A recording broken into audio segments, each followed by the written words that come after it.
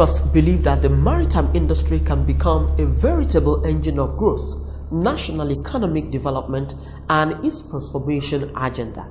The Nigerian maritime sector can be a notable contributor to efforts at poverty reduction, wealth creation, promotion of skill acquisition, and encouragement of entrepreneurship. The sector, if properly harnessed and exploited, can contribute very significantly to the growth of the nation's gross domestic product (GDP) and eliminate the nation's unsustainable over-reliance on petroleum products. Despite this intimidating fact sheet, there is still a major disconnect. On this informative note, I warmly welcome you to Maritime Update. I am Norma Obiaswalo. On a weekly basis, Maritime Update brings to you issues and developments within the maritime industry and its connected industries. Nigeria, with its huge population, market, and economy, has since independence remained unchallenged as the biggest importer and exporter in the sub-region. Her cargo throughput, inclusive of oil and gas, far outstrips those of other seaports in sub-region put together.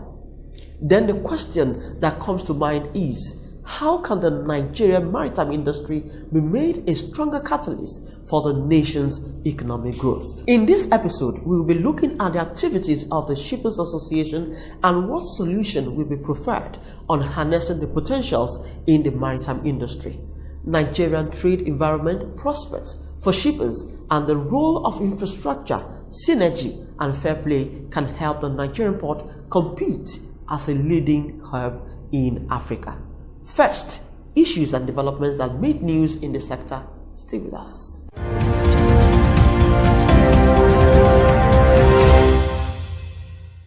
The Association of Maritime Truck Owners (AMATO) has said that the newly introduced call-up card system for trucks by the Nigerian Navy is not a lasting solution to the gridlock in Apapa.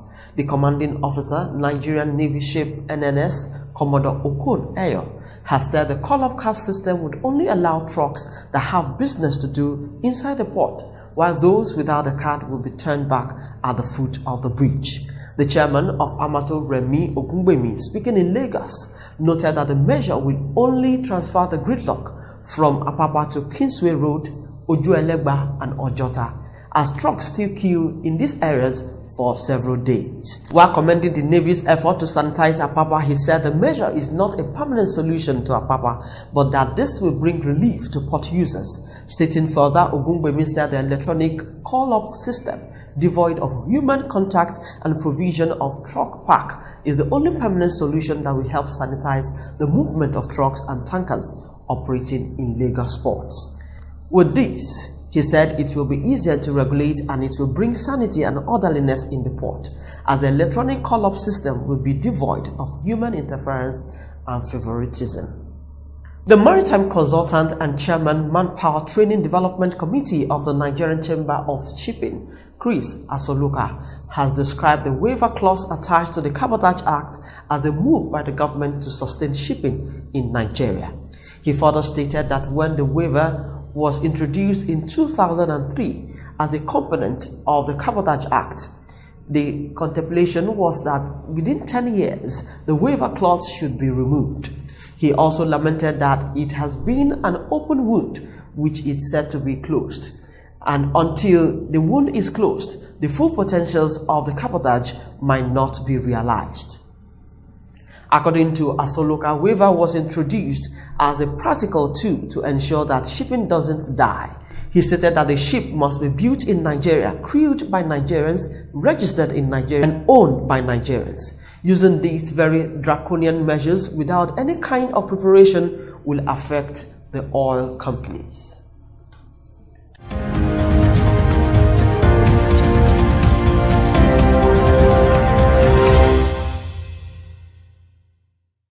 If you have just joined us, this is Maritime Update reaching you courtesy of the Nigerian Shippers Council.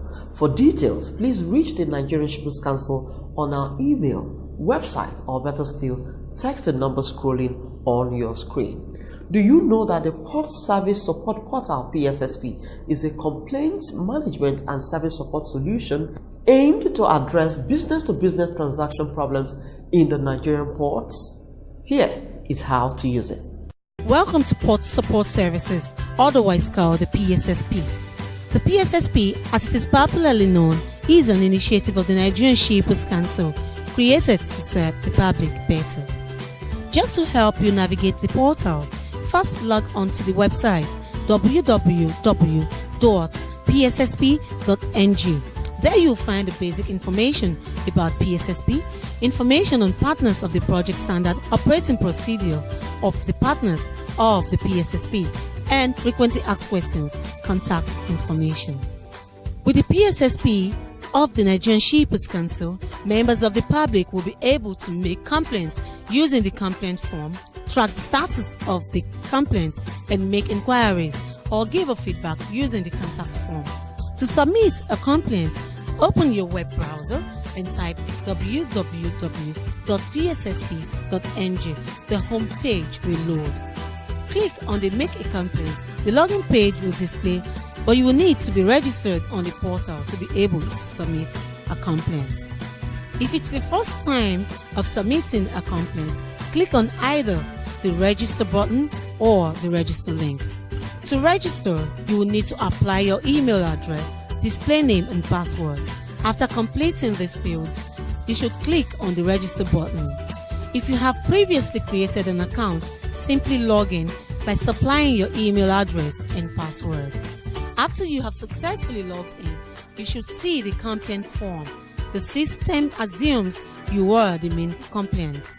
The complaint form has 5 sections: complaint details, service provider details, event or service description, other details, complaint description. In addition, you will find a yes and a no button, and this is how it works. Using the yes or no button indicates you are complaining on behalf of a company. If you're complaining on behalf of someone, you have to give us their details by clicking on the Add Detail button, then click on the Next button.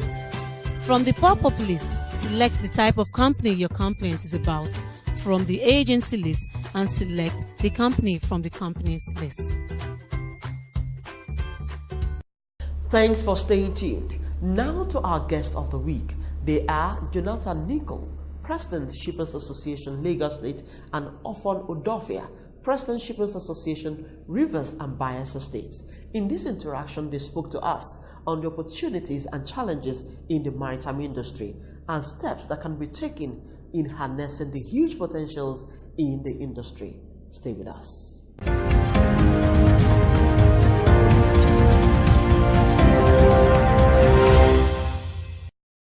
What can we do to harness the huge potentials in the industry, in your view? Yes, I want to speak from the angle of exports, because as it is now, the oil is no longer favorable because we cannot predict the price of oil. So for the federal government, I've been talking about diversification into non-oil exports. Okay. And if you look at that sector, it is sounding a little bit Greek because we've been doing import. We clear, we sell, we clear, we sell, we round trip. Now we want to go into the other side, the opposite side, which is export. Export. Are we prepared? There's a big knowledge gap. People don't even understand what export is. So if you want to get it right, you need to start from the basic. Let people know what export is. What do you need to do in order to be export ready so the government can earn foreign exchange? So who are players that will create this, bring about this awareness that you're talking about? Like the Nigerian Export Promotion Council is at the forefront because it is an organization set aside by the federal government to champion, to promote non-oil export. But they cannot do this alone. The Shippers Council will come in because in the sector, we need to have a synergy. Shippers Council is the regulators of the ports. Export Promotion Council, after bringing your policy and promoting, the exporters need the ports. Besides that, we have other trade and investment support institutions, like the Chamber of Commerce, like another institute that I am the executive secretary, which is called the Institute of Export Operations and Management. You need to go to the grassroots, talk to students, talk to farmers, Because if you look at farmers, they are also in the export value chain. What I'm planting, can it meet export standards? You train them. People are processing. After I'm getting cassava to process into gari, what are the standards? Which country am I selling this product to? What do they take? We need to train them. So in the maritime industry, everybody should look at it. Because whether you like it or not, even when the oil dries, trade must continue. Before now, our forefathers were doing trade. There was no oil. So which means trade and agriculture must. Is a way to diversify. Okay, moving away from that and looking at, okay, it's still in connection at the Nigerian trade environment. What are the prospects of shippers? Well, as long as we have the water, I mean the sea, flowing through our canals, our lakes, for the next 2,000 years, we'll be in business. If we have the correct approach from the government, if we have a reduced tariff, if we have the right people in the government and in government agencies to manage the affairs of shipping trade. Okay. The industry is very vast and it can keep a whole lot of Nigerians busy. It is a sector that can accommodate between 3 to 4 million workers when it is a full year. How do we now attract people to come into this trade? I'm aware that some retirees of government, when they are paid their benefits, they travel to bring in goods and believe that will keep them busy. Because you see, when you retire, they say you're old. But when they travel abroad, bringing goods, they keep themselves busy. So we feel that we are agitating very strongly that the environment should be conducive for everybody to trade. In your view, what are the challenges that you have identified in the maritime industry? And what are the short-term or long-term solutions you want to prefer? There are some he has identified. Before now, when shippers council met us in Port Harcourt, and we tried to tell them some of the challenges we have, which in a way is also affecting Lagos. We have about 2 or 3 ports in Delta State. We have 1 port in Cross River Calabar. We have about 2 or 3 ports in Port Harcourt. Are all these ports working? The answer is no. Government policy is a major issue. So you think we can decongest Lagos ports by moving some of it? In the past, that was done, I think about 1991, where they asked the vessels that were carrying vehicles to come to Port Harcourt and Calabar. Because as long as you keep the vessel on waiting, that is money, demurrage. We are losing money. So why do we not have these other ports? Go to Calabar port, it's like a swimming pool. Go to Warri port, it's like a fish port. And yet, they have ports. Government spend money to do So what do you think can be done to address that? Well, because we really need to decongest the Lagos port. Currently now, thank God for Shippers Council and the Rivers Biafra Shippers Association, which I am also the president. Okay. We complained to Shippers Council in 2014. They took it to the then government, who now set up a committee to look at what are the challenges in the eastern ports. Why are they not working? This was discovered. And I also want to thank God for the present government.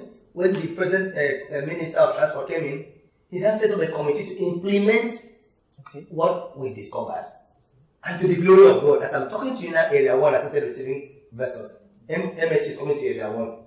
So which means, by the time support is given to this committee, which we are a member, and then the issues we find out is reduced. Cost of doing business in the eastern ports are high. 40% of the container, about 40% of the containers coming to Lagos port goes to Shanewi. 30% comes to Aba. So what are we talking about? If those ports are working, the pressure on the road will be reduced. If customs become trade facilitators to make more money, and we even see that people will not want to go into smuggling. But because of that fear, like the shipper will say, the fear of customs is the beginning of tariff. You pay more tariff. So by the time customs becomes friendly and it works in tandem with the shippers, you have nothing to hide. Is that why shippers don't pay current duties? If shippers don't pay current duties, well, I'm hearing that from you, because to the best of my knowledge, we pay what we are given. So it takes two to tango. If shippers don't pay, No, government is losing revenue because of that. So I don't want to believe that. Because if you look at what the cost of men last year, the year before last and last year, you see that there's an increase. So how are they losing revenue? If government is actually losing revenue, then the question should go back to the customer. Why are you losing revenue? Because if they increase tariff, they hold us to ransom to pay this tariff. At what point are they losing the revenue? Then if they are also losing revenue because of smuggling, who advised them to do smuggling? You can't pass if they have border posts. If you are going to a border, it's easy for you to even enter the prison and to pass the same border. And when you want to do the right thing, even at the border, if you want to stamp your passport, you pay more than the person that's going without stamping his passport. So what are we talking about? So we have to look at most of these things. It's real. how can we curb the practice of losing our cargoes to the remaining countries, neighboring countries? It's simple. We have import adjustment tariffs every year. And we are saying, during the time of Babangida, that man was wise.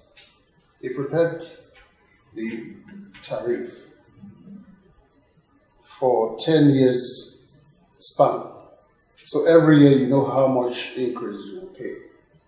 It gives the shipper the ability to make his projection for the shipment. The policies were right? Yes, the policies, but for instance, in 2006, you pay 10%. 2007 or 2008, you pay another 15% for the same item. You now have a gradual increase of the tariff. So that will make the shipper to make his projections based on what they have on the HS code. Okay. But nowadays it's not so. We just have a tariff that they can change that way. Every year you listen to the There is inconsistency, right? Yes. In fact, their policies cannot be used as a tool to make to plan. Yes. Okay. And that is bad. When you compute how much you spent to clear a cargo, you said something about people not paying correct duty. Do you think a shipper will just carry the container on his head and get out of the port without the support of someone? This is how it goes. You want to pay 16 million to the federal government, and somebody calls you, why do you want to pay all that? Are you mad? You say you're not mad. Go and bring 1/3 of that money. You take 1/3. That has to be importer. The other 1/3 goes to them. And what goes to government? 1/3. Wow. And this thing has been on God knows when. That is the beginning of under-declaration, the beginning of not paying correct duty. And to you, sir, how do we achieve a more efficient port that can compete as a leading hub in Africa? Yes, that's a good question, because considering our population and the number of ports we have here, I believe Nigeria should be a hub for West Africa, if not for Africa. If we need to do that, the government agencies that are involved in maritime should see themselves as brothers. There's unhealthy fights among themselves. We're reducing our actors' help. Exactly. Meanwhile, the actors in the port have been reduced from 45 to about 7 or 8 now. Good. Then again, are we okay with that reduction? Well, we will still reduce more. But I think... So who are those that must be there and those who are not? Yes. Like, previously we were suggesting Shippers Council. Shippers Council may not be there for now, but they can come into the port when there are issues. They can have their office around the port. Okay. NAFDAC may come in, but not always, because it's not all the cargo that involve NAFDAC. So we do it in such a way that it should be a schedule. And then if we must do it well, what stops us from operating single window? Single window means you can stay in your house and clear your goods, like he's saying. Technology. When I don't have an interface with the custom officer, how do I bribe him? When I don't have an interface with someone from NAFDAC or from Sun, how do I bribe him? If you go to Mombasa port in Kenya, you see you see a seamless trade. This same port we are talking about, Rwanda doesn't have a port. Uganda doesn't have a port. They clear from that port. And within 6 days, they finish their clearing because everything is done online. You mentioned seamless trade. Do you think the SOP can aid that? Of course. If it is it is one thing for us to put up a policy. Another thing is implementation. We have lofty policies in Nigeria. If I want to deviate a little bit from 1985 to date, there are English and languages in policies. Then you see that there are so many. But how many have we sat down to tailor it down, to make it work? Because within the industries, there are issues. For instance, NPA will say they are technical regulators. Shippers Council have been made economic regulator. How do you differentiate technical regulator and economic regulator? As a landlord, as MP is a landlord, you cannot be a referee and a footballer in the same field. So they should remove their eyes from regulation. And then first infrastructure, just allow a level playing ground. So the moment they know that, then Shippers Council will now come from their own to regulate the customs. That doesn't mean a conflict of exactly. duties. There is, whether you like it or not. We may not see it from the outside, but we, the practitioner, we know. There are issues in there. In as much as these people are fighting, in that instance, you see that a lot of things will go wrong. So the agencies, the government agencies should come together, then follow that SOP very well, respect each other, then we will, the shipping industry, the maritime industry will not have any issue but to work well. Like the single window I'm talking about. It's the best thing that can happen to us. You shippers bear the brunt. So what have you done as an organization or association to make sure that this synergy is achieved to ensure a seamless port operation? Okay. Like when we started initially, I told you, we made a complaint. In short, we gave Shippers Council a document to say, like in the Eastern Port, these are the challenges we are having. We push it to make sure that government set a committee. We push it further to make sure the minister has come up with another committee to implement it. You see, we do advocacy. There's little we can do than to advocate. How do we ensure the interests of local shippers are protected against foreign dominance? That is a very unique question, and Nigerian Shippers Council is seriously on it. If you bring down cost of doing business, that's the first point, and then you bring all the agencies put together, you ask a very fundamental question. By the way, Nigerian Customs Service are the lead agency in the port. And if they need any other agency, for instance, like NAFDAC, they will call on them, come and inspect these goods. So also with all the agencies, including Standard Organization.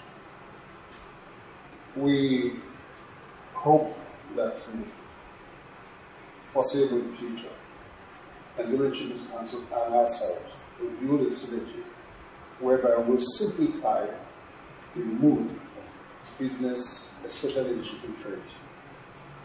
Why? Because this thing is not something you force someone to do.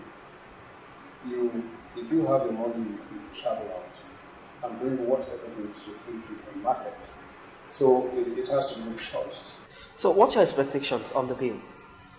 Yes, the bill is what we've been clamoring for. And it may not even, in the entire maritime value chain, it will help a lot. Because of recent, they are doing a research in Port Harcourt trying to know how much we are paying per container. It is only in Nigeria that if the price of petrol may increase, that everybody will fix their own price. So they will also look at that. Because you talk about how much you are paying a truck. The road belongs to the government. You buy your truck. If you cannot abide with what we are saying, we should be able to tell you this is the percentage of what you call it. This is the profit you should make. Not a matter of you, this person is taking 100% increase, the other person is taking. What percentage of the fuel price increase are you increasing yours? I expect Shippers Council to also go into that. All over the world, economic regulators are funded by government. And that is how it's supposed to be.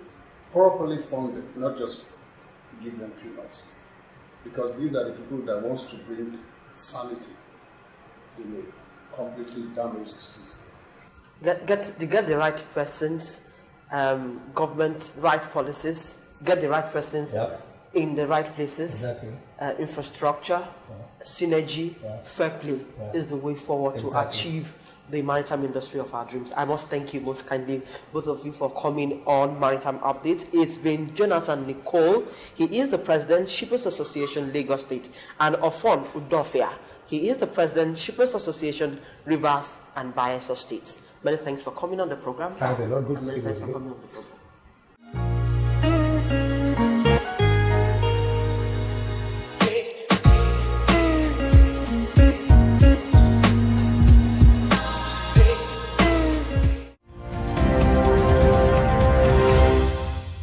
And that's where we draw the curtain on Maritime Update this week. I must thank you most kindly for being a part of this week's edition. This show promises to bring you a better package next week. For more details, you can contact the Nigerian Shippers Council on our email, website, or text the number scrolling on your screen. You can also view this episode or any of our previous episodes on our YouTube channel, Maritime Update. I am Norma Obiaswalo. Until I come your way again next week, it's goodbye.